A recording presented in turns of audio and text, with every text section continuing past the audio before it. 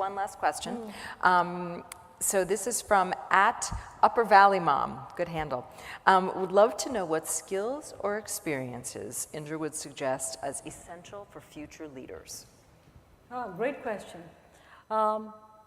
I've always talked about my 5 C's model, and let me talk about them again.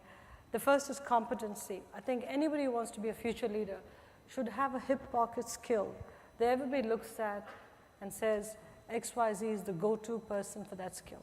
Because unless you're really known for something, and not just as a generalist, you don't stand out from the pack.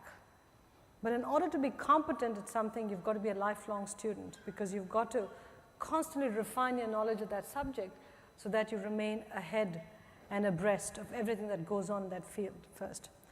The second I'd say is courage and confidence. It's a pair. You can be very, very competent, but if you're not willing to speak out, if you're not willing to have the confidence based on your knowledge, what's the point, right? You just roll over. So courage and confidence are very important. The third is communication skills. You cannot overinvest in communication skills, written and oral communications, because as a leader, you constantly have to mobilize the troops.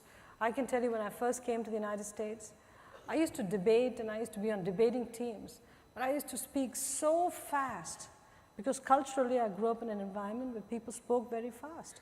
Fortunately, Yale had a requirement that unless you passed the communications course, you couldn't graduate from the first year to the second year in business school. I flunked the first time I took the communications course. So over summer, I took it again, which was the best thing that happened because I learned to sync my brain with my output from my mouth, and so I started to slow down what I was saying. Huge difference. So I'd encourage all of you, invest in communication skills, critically important.